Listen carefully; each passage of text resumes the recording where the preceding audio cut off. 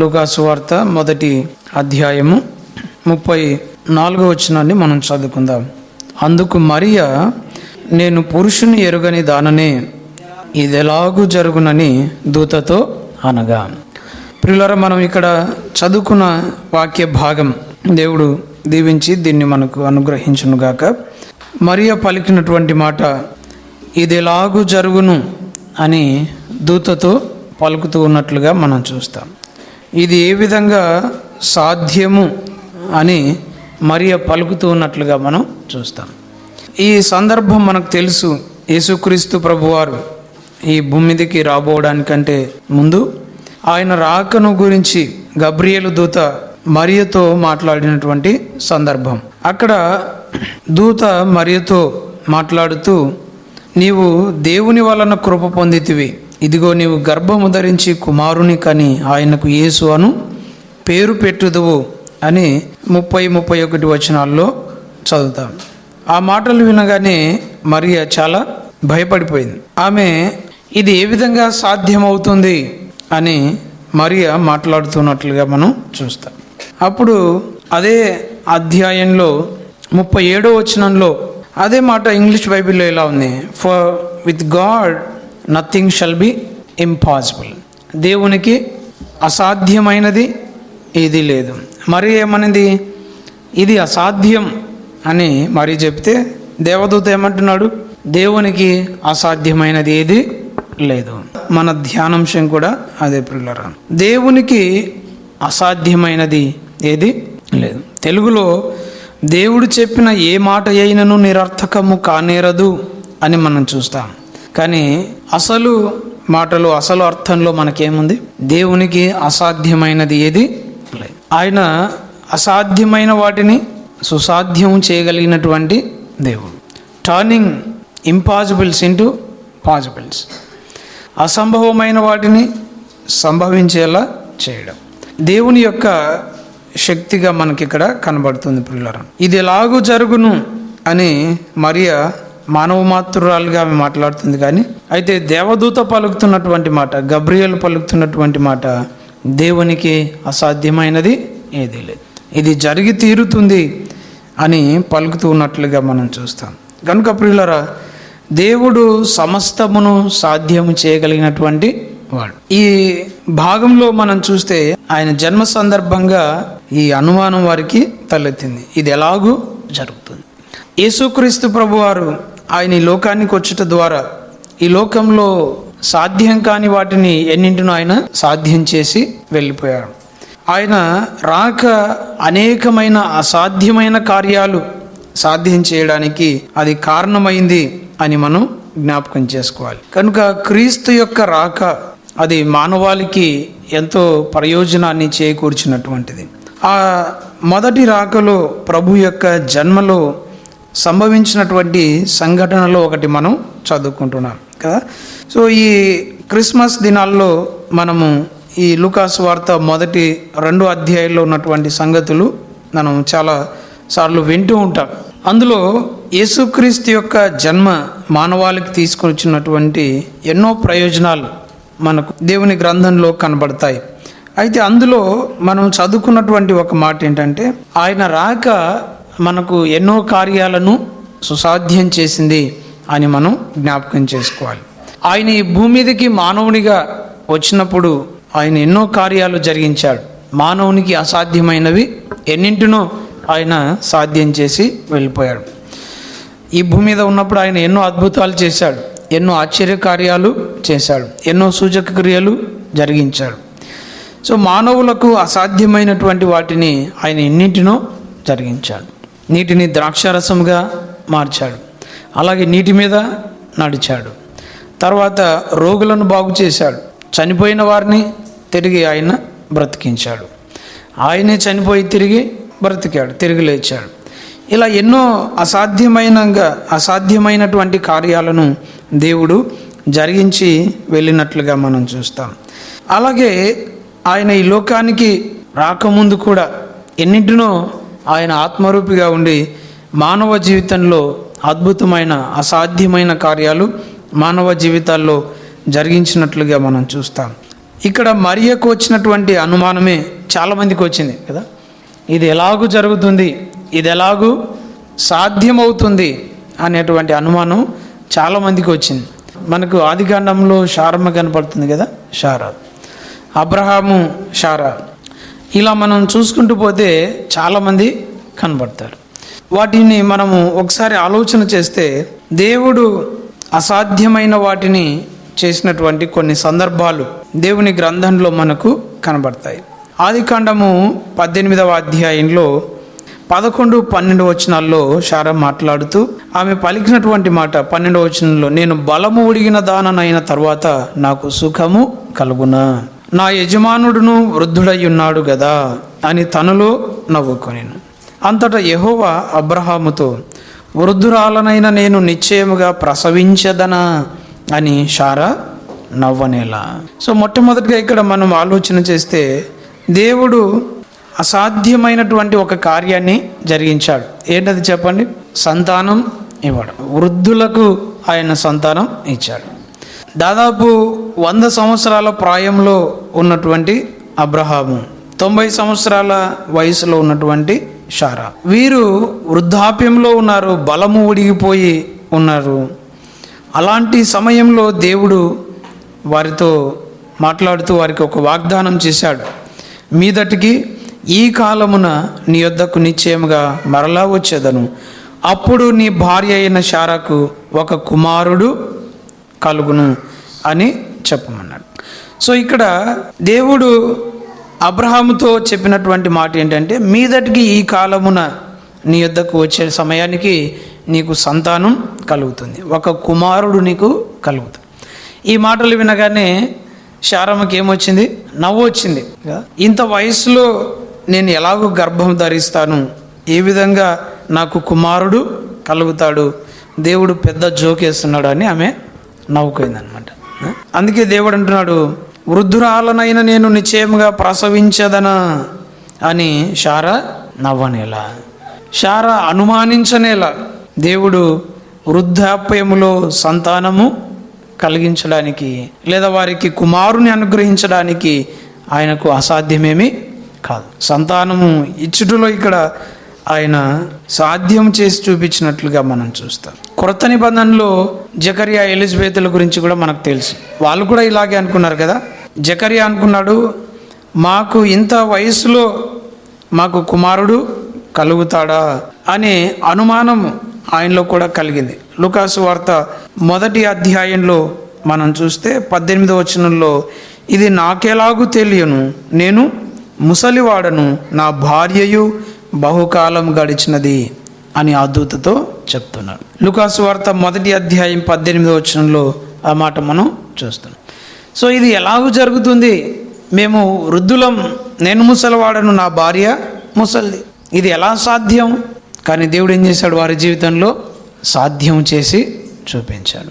ప్రియులారా, ఈ ఉదయకాలం వేళ మనం జ్ఞాపకం చేసుకోవాలి, బలము లేని వారి శరీరములలో నుండి దేవుడు వారికి సంతానాన్ని అనుగ్రహించడం ఆయనకు అసాధ్యమేమీ కాదు.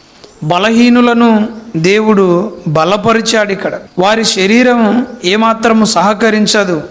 శారా శరీరము, ఎలిజబెత్ శరీరము గర్భం ధరించడానికి లేదా 9 మాసాలు గర్భం మోయడానికి ఏమాత్రము సహకరించదు.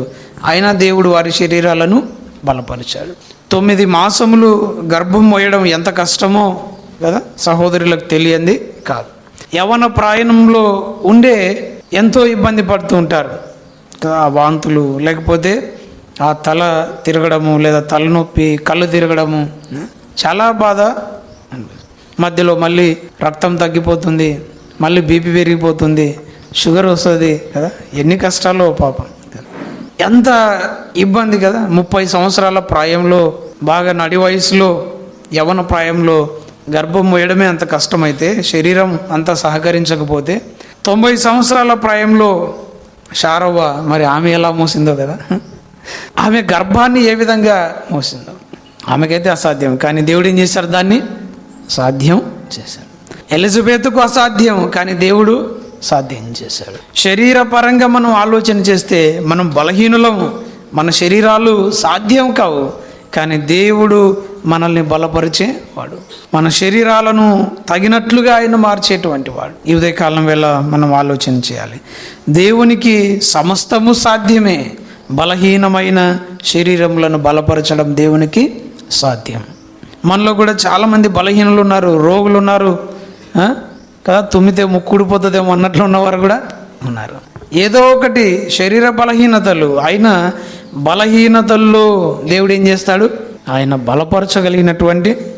ఆ మాట చెప్పుకుంటే మనందరికంటే బలహీనమైనటువంటి శరీరం కలిగినటువంటి వాడు పౌలు కదా.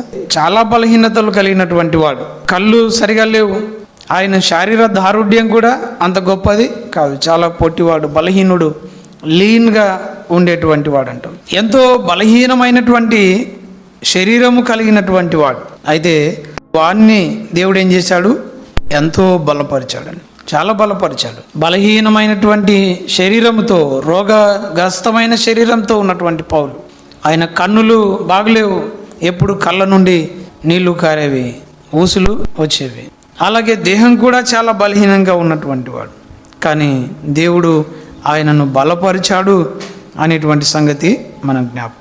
ఆ బలాన్ని పొందే పౌలు పలికినటువంటి మాట ఫిలిప్పీ పత్రిక 4వ అధ్యాయం 13వ వచనంలో, నన్ను బలపరచువని అందే నేను సమస్తము చేయగలను. నాకైతే అసాధ్యమే, కానీ నన్ను బలపరిచే, నా శరీరాన్ని బలపరిచే దేవుడు నాకున్నాడు, కాబట్టి నేను సమస్తము చేయగలను అని ఇక్కడ పలుకుతూ ఉన్నట్లుగా మనం చూస్తాం. ప్రియులారా, బలహీనమైనటువంటి దేహాలను దేవుడు బలపరచగలిగినటువంటి వాడు. తిమోతిని గురించి కూడా మనం చదువుతాం. తిమోతి కూడా ఆయన బలహీనమైనటువంటి వాడు. ఆయన మనస్సు బలహీనం, ఆయన శరీరం కూడా బలహీనం. ఎంతో పిరికివాడుగా ఉన్నటువంటి వాడు. దేవుడు నమ్ముకొనక ముందు, సేవకు రాకముందు, పరిచర్యలో పాల్గొనక ముందు, పౌలు దగ్గరికి రాకముందు చాలా పిరికివాడంట ఆయన.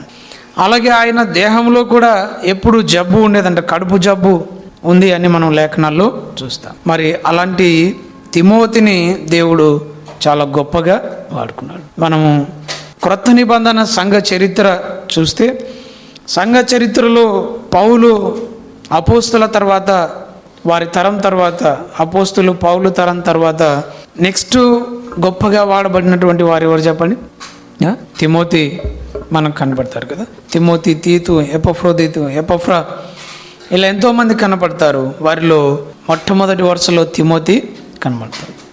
కనుక శరీరం బలహీనం, మానసిక బలహీనత తిమోతిలో కనపడుతుంది. కానీ అయితే దేవుడు తిమోతిని బలపరిచాడు, ఆయన దేహాన్ని బలపరిచాడు, తన పనిలో గొప్పగా వాడుకున్నాడు. ఈరోజు మనం కూడా చాలాసార్లు మన బలహీనమైన శరీరాన్ని పదే పదే తలుచుకొని, నాకు అది ఉంది, ఆ నొప్పి ఉంది, ఈ నొప్పి ఉంది, ఆ బలహీనత ఉంది, కాబట్టి నేను అది చేయలేను, ఇది చేయలేను అని అనుకుంటుంటాను. అవునా?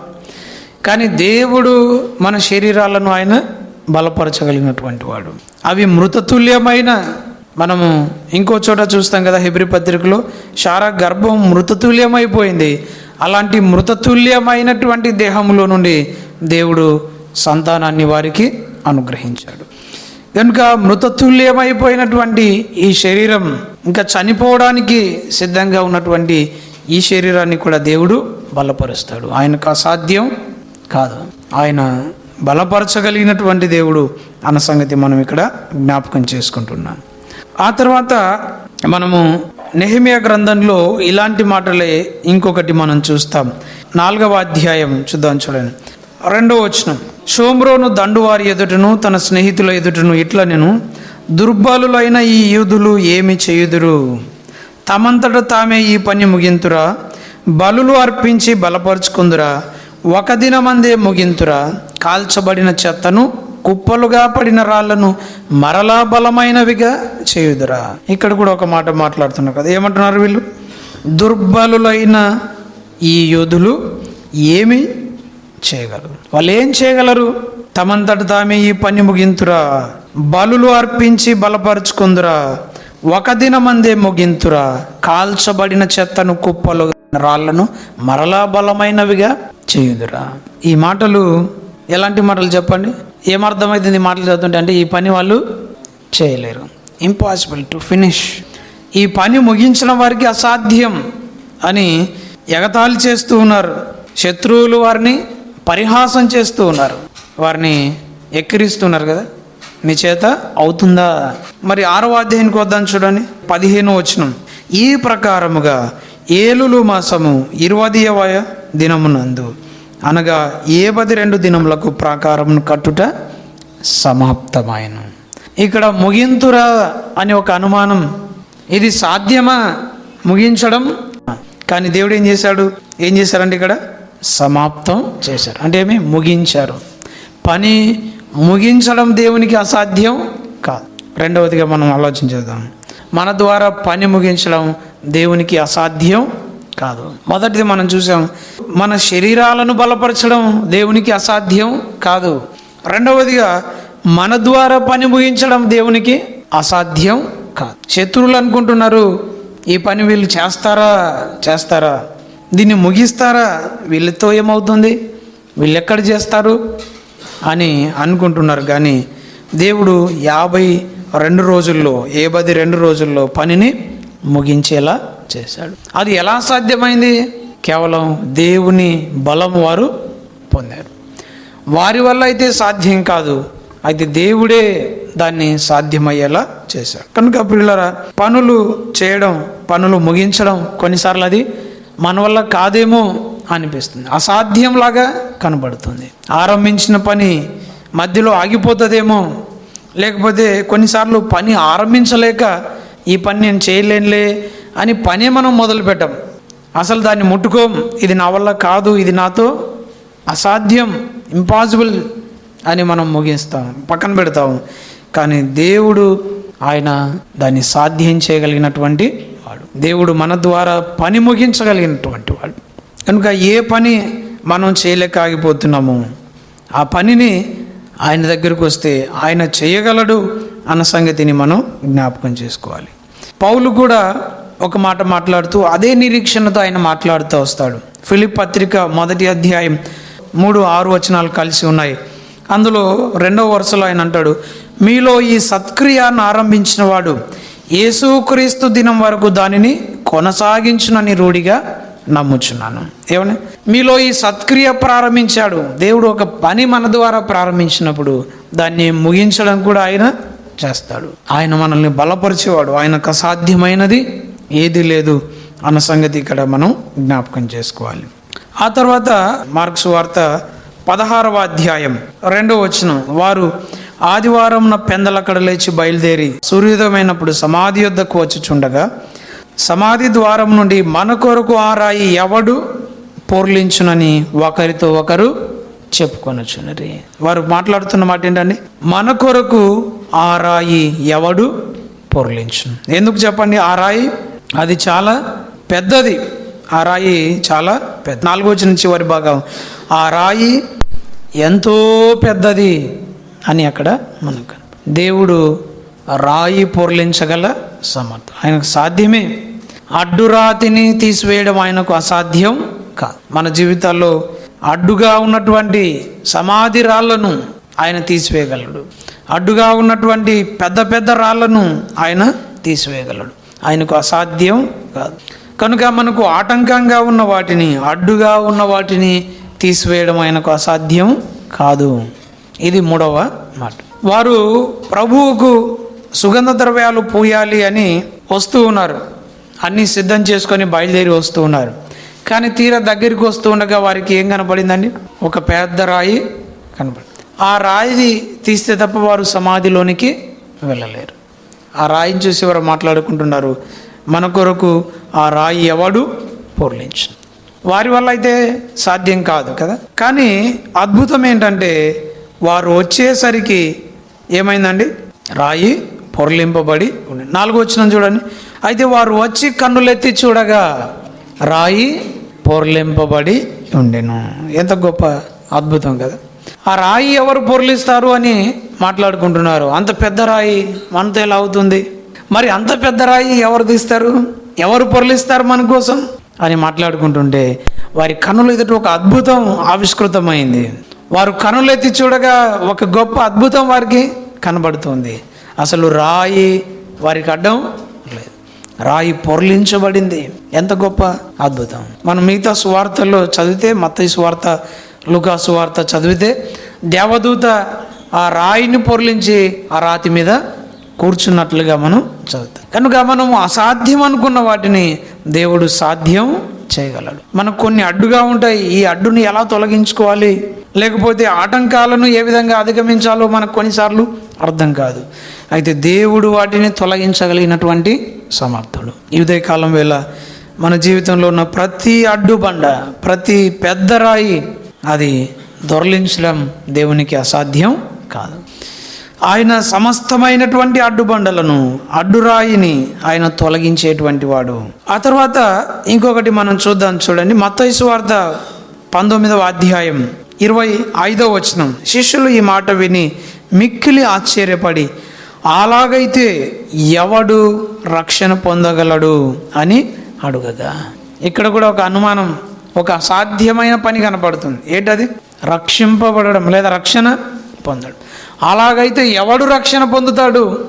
రక్షణ పొందడం సాధ్యం కాదు అన్నట్లుగా కనబడు. కానీ ఇక్కడ మనం గమనిస్తే రక్షించడము దేవునికి అసాధ్యం కాదు. ఎవరినైనా రక్షించడం అనేది సాధ్యమే. అది ఇక్కడ మనం చదువుతాం.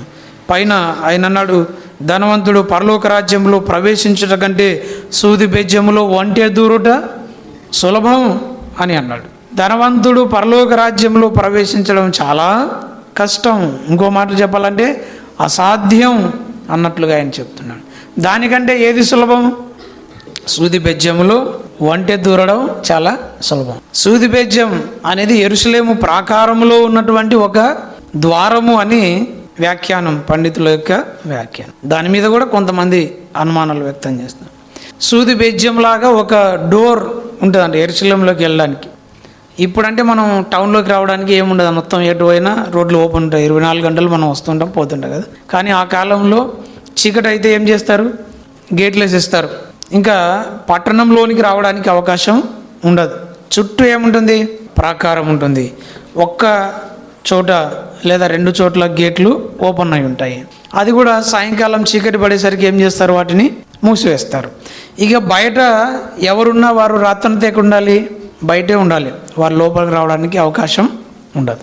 కనుక దాన్ని నివారించడం కోసం యెరూషలేం ప్రాకారంలో ఒక చిన్న రంధ్రం, ఒక చిన్న ద్వారం పెట్టారంట. కేవలం మనుషులు వెళ్ళి రావడానికి మాత్రం. ఒకవేళ ఎవరైనా పొరపాటున బయట ఉంటే దాని గుండా వచ్చి వెళ్ళేవారు. ఆ ద్వారం పేరు ఏం పేరు? సూది బెజ్జం అనేటువంటి ద్వారం. I of the needle. సూది బెజ్జము ఆకారంలో ఉంటుంది కాబట్టి చిన్నగా దానికి ఆ పేరు వచ్చింది అని చెప్తారు. సో దాంట్లో ఒకవేళ ఎవరైనా పశువులతో, ఒంటెలతో బయటికి వెళ్తే వారు రావాలంటే అది చాలా కష్టం. ఒంటె దాంట్లో దూరడం అనేది చాలా కష్టం. ఆ ద్వారం గుండా ఒంటెలు రావడం అనేది చాలా కష్టం. కొంతమంది సన్న ఒంటెలను వాటిని కూర్చోబెట్టి తోసి దాన్ని లోపలికి తీసుకొని వచ్చేవారంట. దాని గురించి ప్రభు మాట్లాడుతూ, అలా ఎంతో కష్టపడి ఒంటెను సూది బెజ్జం గుండా అవతలికి పంపించవచ్చు, కానీ పరలోకంలో మాత్రం ధనవంతులు చేరరు. రక్షణ పొందడం వారికి అసాధ్యం అని అన్నాడు. అయితే ఆ మాటలు విని శిష్యులు ఏమన్నారు? ఇది ఎలాగూ ఇంకా రక్షణ ఎవరు పొందుతారు? అయితే ఎవరు రక్షణ పొందుతారు అని వారు ప్రశ్నిస్తున్నారు. రక్షణ పొందడం అసాధ్యంగా కనబడుతుంది, కానీ దేవుడు ఏం చేస్తాడు? దేవుడు సాధ్యం చేయగలరు. తర్వాత మనం చూస్తాం, ఎంతోమంది ధనవంతులు రక్షణ పొందారు. జక్కయ్య ధనవంతుడా కదా? జక్కయ్య ధనవంతుడా? ఆయన రక్షణ పొందాడా? పొందాడు. అలాగే ఇంకా ఎంతోమంది, కయప ఇంటివారు.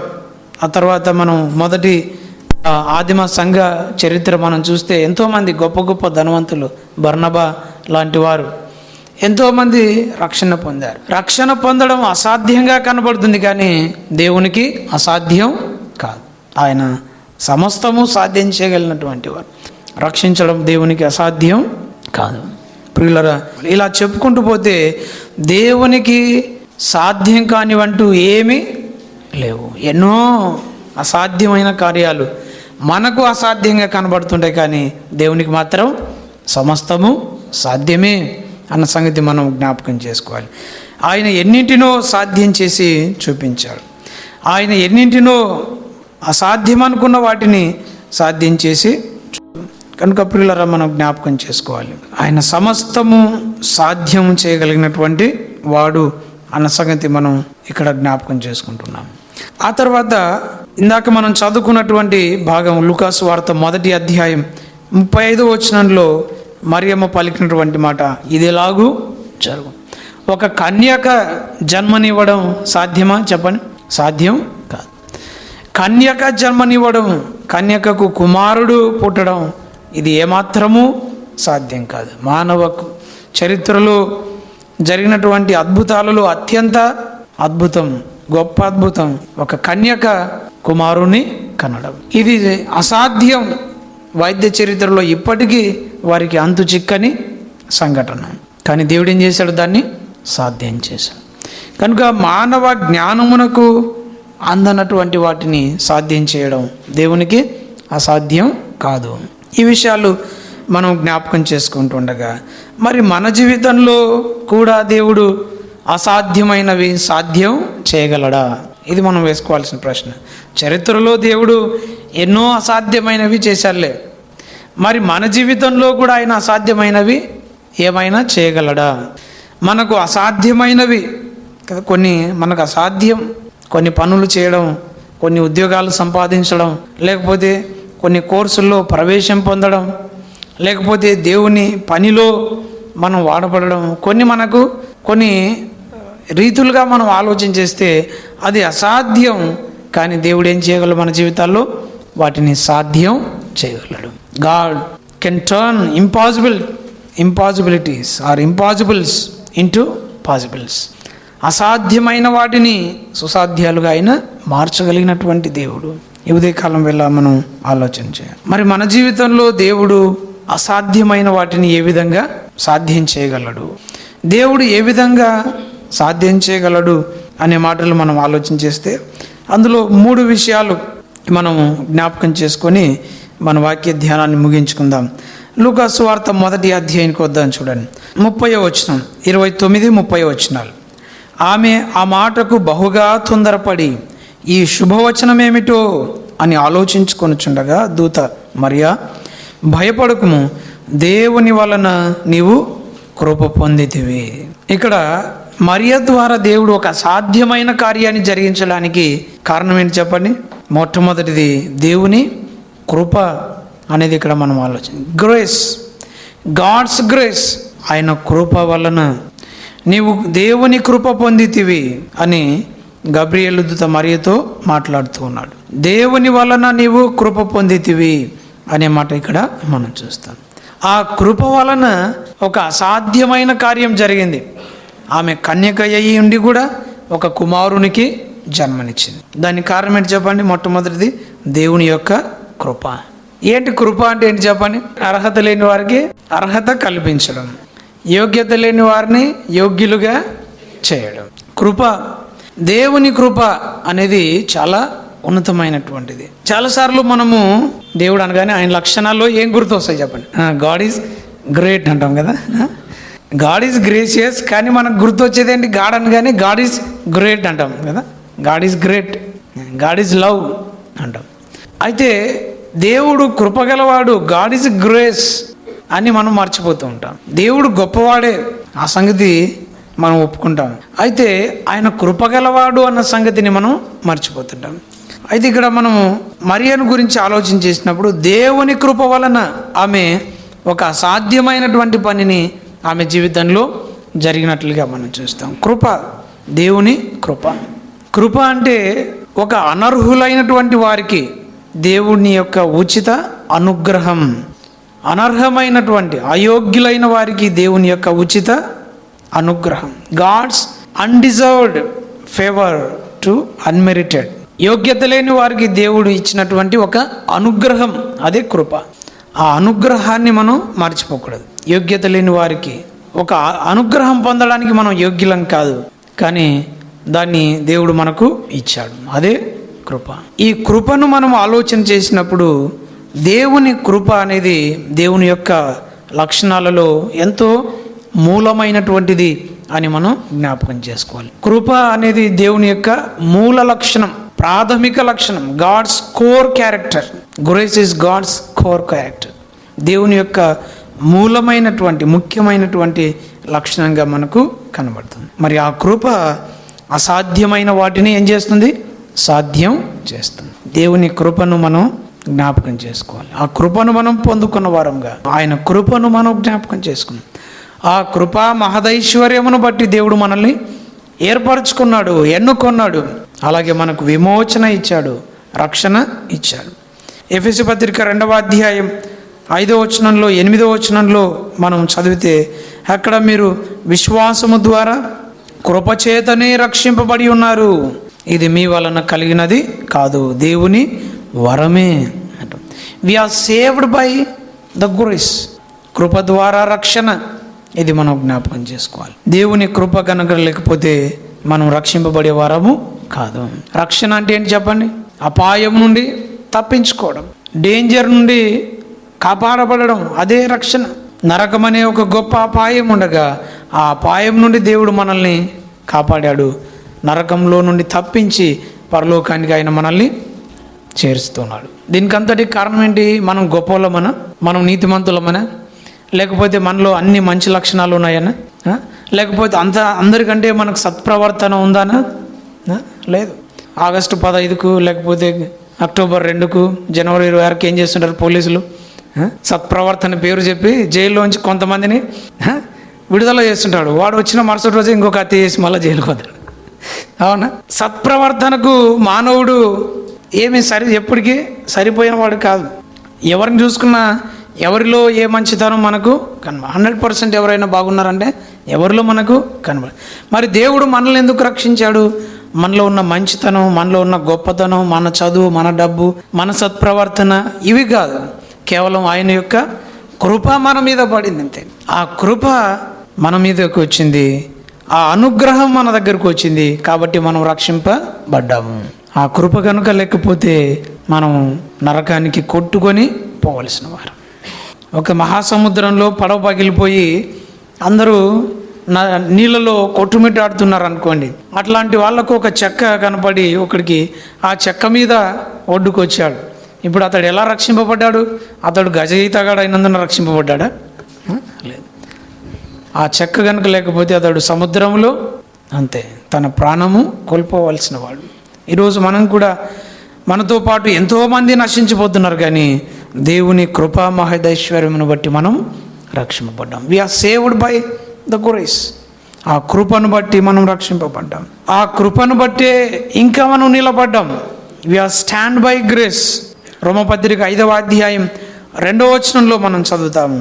రోమపత్రిక 5వ అధ్యాయం 2వ వచనంలో ఆ కృపయందు మనము ప్రవేశించి అందులో నిలిచి ఉండి అనే మాట మనం చూస్తాం. We are saved by grace and we stand by grace.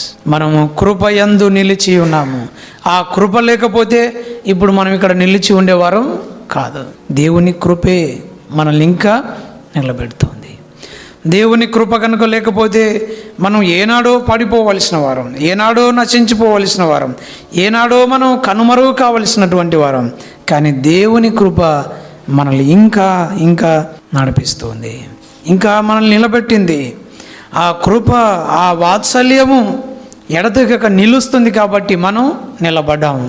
విలాప వాక్యములు 3వ అధ్యాయం 22వ వచనంలో యెహోవా కృపగలవాడు, ఆయన వాత్సల్యత ఎడతెగక నిలుచున్నది గనుక మనం నిర్మూలము కాకున్నవారం. ఈరోజు వరకు మనం నిర్మూలం కాకుండా ఉన్నామంటే కేవలం ఆయన యొక్క వాత్సల్యత, దేవుని కృప. ఆ కృపను బట్టి మనము నిర్మూలం కాకుండా ఉన్నాము. ఆయన వాత్సల్యత ఎడతెగక నిలుచుచుంది కాబట్టి మనం నిలబడ్డాం. ఈరోజు మనం నిలబడ్డామంటే అది మన గొప్పదనం కాదు, దేవుని యొక్క వాత్సల్యత, దేవుని యొక్క కృప. ఆ తర్వాత మూడవదిగా మనం చూస్తే తిమోతి 2వ పత్రిక 2వ అధ్యాయం 1వ వచనంలో మనం చూస్తాం. ఆ కృప వలన మనకు బలం, strengthen by grace, saved by grace, stand by grace and strengthen by grace. కృప వలన రక్షణ పొందాం, కృప వలన నిలబడ్డాము, కృప వలన బలం పొందుతూ ఉన్నాం. ఆ కృప కనుక లేకపోతే మనం ఎంతో బలహీనులం. నా కుమారుడా, క్రీస్తు యేసునందున కృప చేత బలవంతుడవు కమ్ము. ఏమని? ఎలా మనం బలం పొందుతాము? దేవుని కృప మీద మనం ఆధారపడినప్పుడు. మనం బలం పొందడానికి ఏం కావాలి? మనకు మంచి టానిక్ కావాలా? లేకపోతే బాగా protein food, protein rich food తింటే బలం వస్తుందా? కండలు వస్తాయా?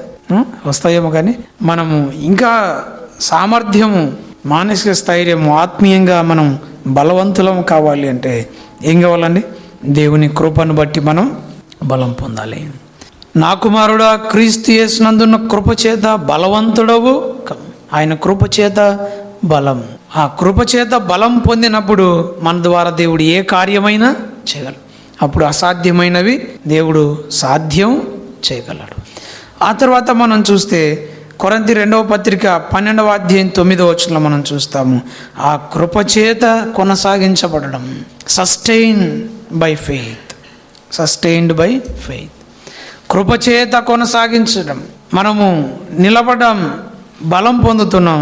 ఆ బలాన్ని పొంది ఆగిపోక నిరంతరము మన జీవితంలో సాగిపోతూనే ఉండాలి, కొనసాగుతూనే ఉండాలి. దేవుడు పౌలుతో అన్నాడు, నా కృప నీకు చాలు, బలహీనత యందు నా శక్తి పరిపూర్ణమగుచున్నది. ఆ పరిపూర్ణత ఎక్కడి నుంచి వస్తుంది? దేవుని కృప నుండే.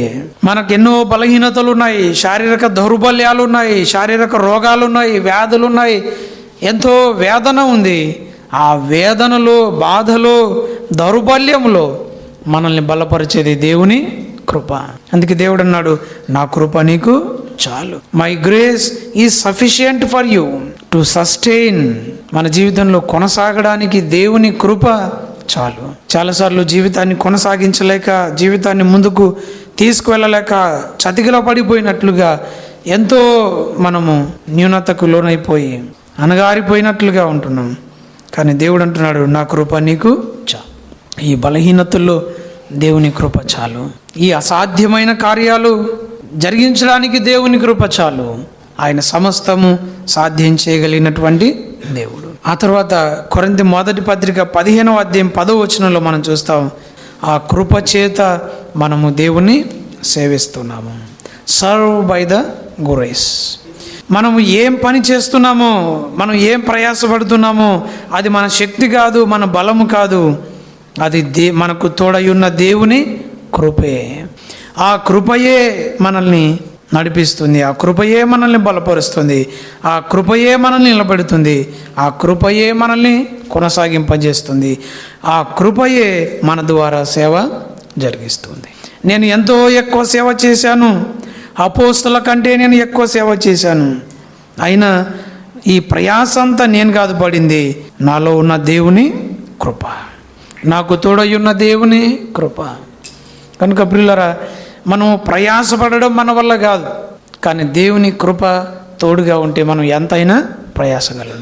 కొన్నిసార్లు కదా చదివి అలసిపోతుంటారు పిల్లలు కదా, లేకపోతే అర్థం కాక పక్కన పెడుతూ ఉంటారు, చదవలేక పక్కన పెడుతుంటారు.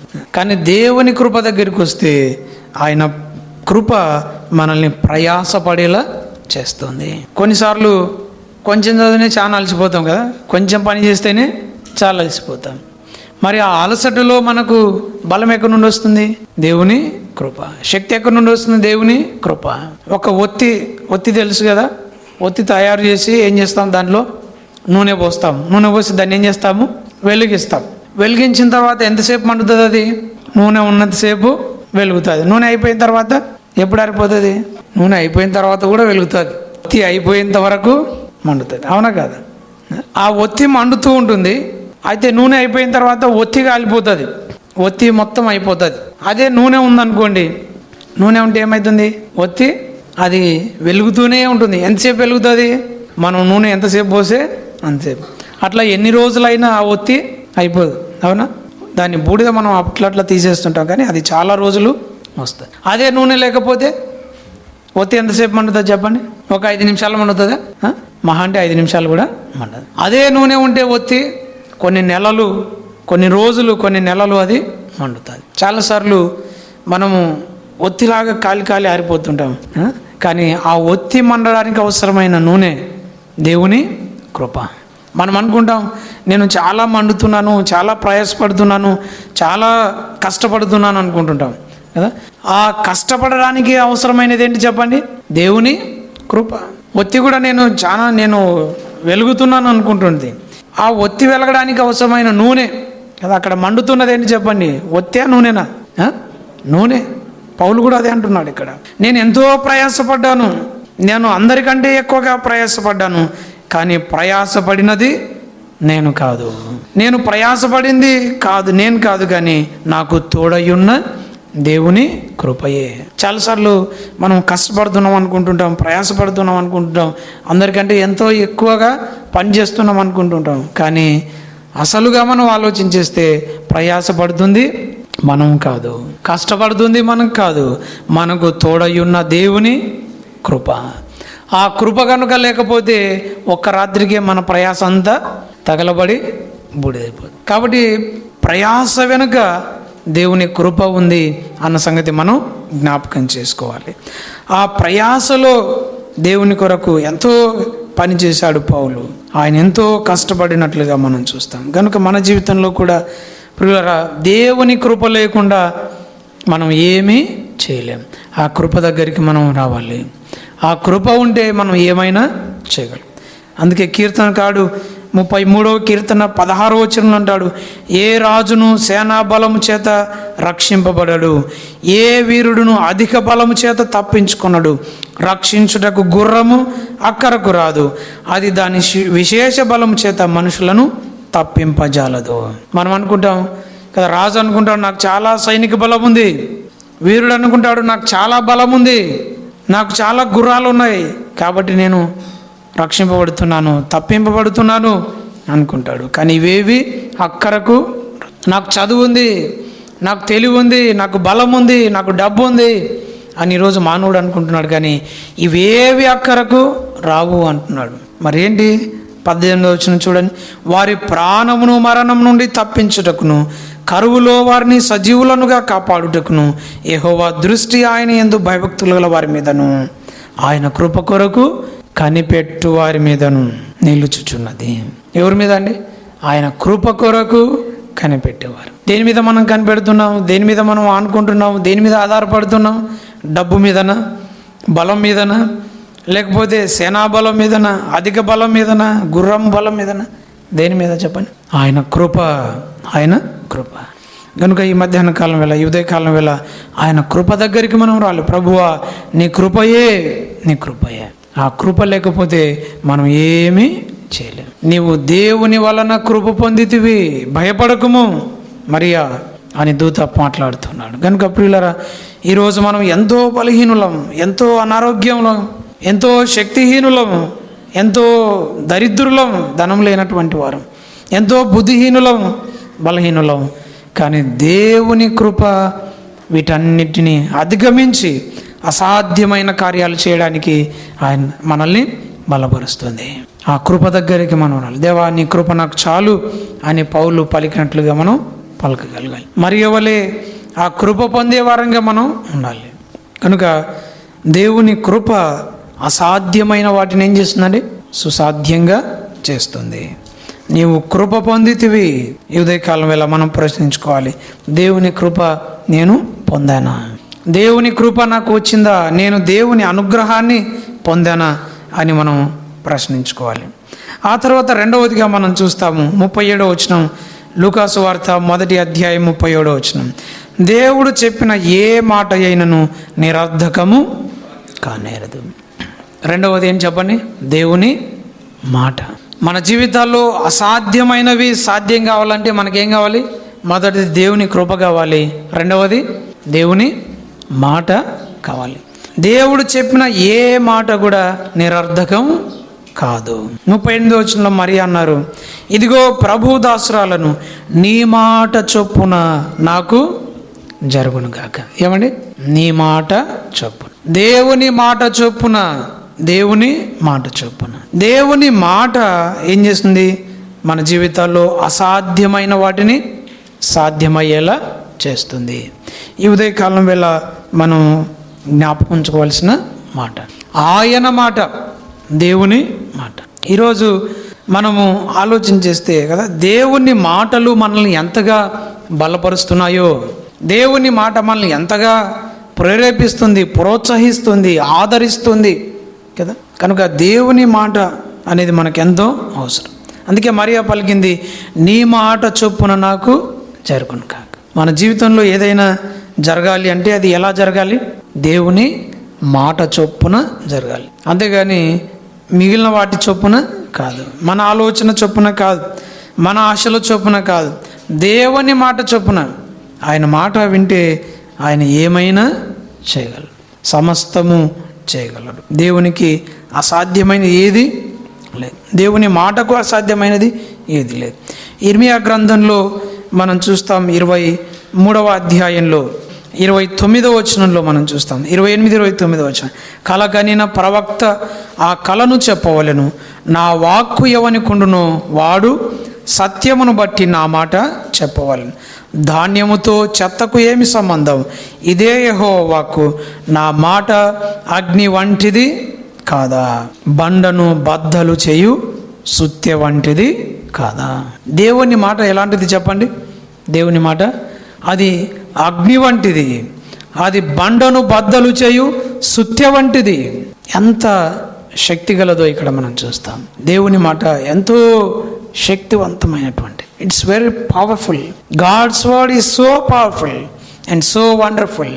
దేవుని వాక్కు ఎంతో శక్తి కలిగినటువంటిది అనే మాట. మనం ఆ శక్తి గల వాక్కు మన దగ్గరకు వచ్చినప్పుడు మన జీవితాల్లో అద్భుతాలు చేస్తుంది, అసాధ్యమును సుసాధ్యం చేస్తుంది. నా మాట అగ్ని వంటిది, ఏదైనా కాల్చివేయగలదు.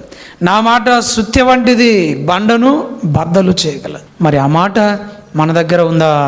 ఏమండి, బండలను బద్దలు చేయగలిగినటువంటి మాట దేవుని మాట, అగ్ని వంటి దేవుని మాట మన దగ్గర ఉందా? చెప్పండి. కొంతమంది దగ్గర దేవుని మాట లేదు, లేకుండానే వారు మాట్లాడుతున్నారు. అయితే ఇక్కడ అంటున్నాడు దేవుడు, నా మాట, నా వాక్కు ఎవనికుండునో వాడు సత్యమును బట్టి ఈ మాట చెప్పవలెను. దేవుని వాక్కు ఎవనికుంటుందో, ఎవరి దగ్గర ఉంటుందో వాడు బలవంతుడు, వాడు ధాన్యము వంటి వాడు. మిగతా వాడు ఎలాంటి వాడు చెప్పండి? చెత్త వంటి వాడు కదా. దేవుని మాటలు ఉండేవారు ధాన్యం లాంటి వారు, దేవుని మాటలు లేనివారు చెత్త లాంటి వారు. ఇప్పుడు మనం ధాన్యమా చెత్తనా? ధాన్యమా చెత్తనా? ధాన్యం. దేవుని మాటలు మన దగ్గర ఉన్నాయి. అందుకే ధాన్యముతో చెత్తకేమి సంబంధం అంటున్నాడు. చెత్తనాయలు అంటుంటాం కదా మనం, ఎవరైనా మాట్లాడి చెత్తనాయలు అంటుంటాం కదా. అంటే ఏమీ లేనటువంటి వాడు, ధాన్యము లేనటువంటి వాడు, సత్తా లేనటువంటి వాడు. మరి ఆ సత్తా ఎలా వస్తుంది? దేవుని వాక్యము మన దగ్గర. దేవుని మాట లేకపోతే సత్తా లేని చెత్తలాగా మారిపోతాం మనం. మరి ఆ మాట మనలో ఉందా? ఆ వాక్కులు మన దగ్గర ఉన్నాయా? దేవుని వాక్కులు మన హృదయంలో ఉన్నాయా? ఒకసారి మనం ఆలోచన చేయాలి. దేవుని మాట మన దగ్గర ఉంటే, ఆయన మాట మనం వింటే, దేవుడు అసాధ్యమైన వాటిని సుసాధ్యం చేయగలరు. యోహాను సువార్త 2వ అధ్యాయం 5వ వచనంలో మరియా మాట్లాడిన మాట మనం చూస్తాం కదా, ఆయన మీతో చెప్పునది చేయుడి, ఆయన ఏ మాట చెప్తే ఆ మాట చేయండి. అప్పుడు శిష్యులు ఏం చేశారు? ఆయన చెప్పినట్టే చేశారు కదా. దేవుని మాట వింటే, ఆయన చెప్పినట్లు చేస్తే, ఆయన మాట ప్రకారము చేస్తే ఏమవుతుందండి? అద్భుతం జరుగుతుంది. నీరు ద్రాక్షారసంగా మారిపోయింది. నీరు మనం మామూలుగా ద్రాక్షారసాన్ని నీళ్ళలాగా మార్చడం తెలుసు మనకు కదా. ద్రాక్షారసంలో ఏం కలుపుతాం మనం? నీళ్లు కలుపుతాం. పాలను నీళ్ళలాగా చేయడం మనకు తెలుసు బాగా, అవునా? పెరుగును నీళ్ళలాగా చేయడం మనకు బాగా తెలుసు. మజ్జిగను కూడా బాగా నీళ్ళలాగా చేయడం తెలుసు. కానీ దేవుడు ఏం చేశాడు? నీళ్లను ద్రాక్షరసంలాగా మార్చేశాడు. అదే అసాధ్యమైనవి దేవుడు సాధ్యం చేయగలడు అంటే కదా. మన జీవితంలో కూడా దేవుడు అసాధ్యమైన వాటిని సాధ్యం చేయగలడు అంటే ఆయన మాట మనం వినాలి, ఆ వాక్కులు మన దగ్గర ఉండాలి, ఆ వాక్కులను మనం అనుసరించాలి. ఆయన మీతో చెప్పున్నది చేయుడి. ఆయన ఏం మాట చెప్తే ఆ మాట మన దగ్గర ఉందా? ఆయన చెప్పినట్టు మనం చేస్తున్నామా? ఒకసారి మనం ఆలోచించాలి. యోహాను సువార్తలో కూడా 21వ అధ్యాయంలో మనం చూస్తాం. యోహాను సువార్త 21వ అధ్యాయం 6వ వచనం 7వ వచనంలో దోనె కుడి పక్కన వల వేయుడి అని ఆయన చెప్పాడు. చెప్పగానే ఏమైంది చెప్పండి? వారలాగు చేసిరి అనే మాట మనం చూస్తాం. వారు లాగు చేయగా ఏమై చెప్పండి? విస్తారమైన చేపలు వారికి దొరికాయి. లూకాసు వార్త 5వ అధ్యాయం 5వ వచనంలో కూడా మనం చూస్తాం, 4-5 వచనాల్లో అక్కడ కూడా ప్రభు అన్నాడు, నీవు దోణెను లోతుకు నడిపించి చేపలు పట్టుటకు మీ వలలు వేయండి అన్నాడు. అప్పుడు సీమోను పేతురు పలికిన మాట చూడండి, 5వ వచనం, ఏలినవాడ రాత్రి అంతయు మేము ప్రయాసపడితేమి కానీ మాకేమీ దొరకలేదు, అయినను ఏమన్నాడు, అయినను నీ మాట చొప్పున వలలు వేస్తా. ఎవరి మాట చెప్పండి? దేవుని మాట. ఎన్నెన్నో ప్రయాసపడ్డాం, రాత్రంతా ప్రయాసపడ్డాం, కానీ ఏమీ దొరకలేదు. మళ్ళీ అక్కడ ఏమన్నావు, రాత్రంతా దొరకంది, మాకు ఇప్పుడు దొరుకుతుందా చెప్పండి? కానీ అలా పలకలేదు. వాళ్ళు ఏమన్నారు, అయినను నీ మాట చొప్పున మేము వలలు వేస్తాం. దేవుని మాట ఏమని మనం వింటే, ఎక్కడైతే మనకేమీ దొరకలేదో, ఎక్కడైతే ఖాళీ హస్తాలతో రిక్త హస్తాలతో మనం వచ్చామో అక్కడే దేవుడు అద్భుతాలు చేయగలరు. ఎక్కడైతే మనం ఓడిపోయామో, ఎక్కడైతే మనం గెలవలేకపోయామో, ఎక్కడైతే మనం సంపాదించలేకపోయామో, ఎక్కడైతే మనం పొందుకోలేకపోయామో అక్కడే దేవుడు అద్భుతం చేయగలరు. ఎప్పుడు? దేవుని మాట వింటున్నామా మరి దేవుని మాట? పేతురు అన్నాడు, నీ మాట చొప్పున. ఏమండి? నీ మాట చొప్పున. కనుక దేవుని మాట వింటే దేవుడు మన జీవితాల్లో ఏం చేస్తాడని? అసాధ్యమైనవి సుసాధ్యం చేయగలడు. మార్కు సువార్త 9వ అధ్యాయం 23వ వచనం, అందుకు యేసు, నమ్ముట నీ వలనైతే నమ్మువానికి సమస్తమును సాధ్యమే. మూడవది ఏంటి చెప్పండి? దేవుడు మన జీవితాల్లో అసాధ్యమును సుసాధ్యం చేయాలంటే మనకేముండాలి? మూడవది నమ్మకం, విశ్వాసం, ఫెయిత్. ఏమంటే విశ్వాసం ఉండాలి. నమ్ముట నీ వలన అయితే, పై వచనంలో ఆ శతాధిపతి వచ్చి ఏమన్నాడంటే, అయ్యా నీ వలన ఏమన్నా అయితే మా మీద కనికరపడి మాకు సహాయం చేయమంట. నీతో ఏమన్నా అవుతుందా? నీ శిష్యులతో కాలేదు, కనీసం నీతో అన్నా ఏమన్నా అవుతుందా? నీ వలనన్నా ఏమన్నా అవుతుందా అని ఆ శతాధిపతి మాట్లాడుతూ వస్తే దేవుడు ఏమన్నాడు, నా వలన ఏది కాదు బాబు, ముందు నమ్ముట నీ వలన అవుతుందా? నమ్మడం సాధ్యమా నీకు? నేను బాగు చేయగలను నీవు నమ్ముతున్నావా? నేను స్వస్థపరచగలను నీవు నమ్ముతున్నావా? నేను మీ బాబును బాగు చేయగలనని నీవు నమ్ముతున్నావా? నమ్మితే నీకు సాధ్యం, విశ్వసించితే నీకు సాధ్యం. నమ్ముట నీ వలన అయితే నమ్మువానికి సమస్తము సాధ్యం. మూగ దయ్యం పట్టింది, కుమారుడు విలవిలలాడిపోతున్నాడు, నొరగ కార్చుకుంటున్నాడు, పండ్లు కొరుకుతున్నాడు, మూర్ఛిల్లుతూ ఉన్నాడు.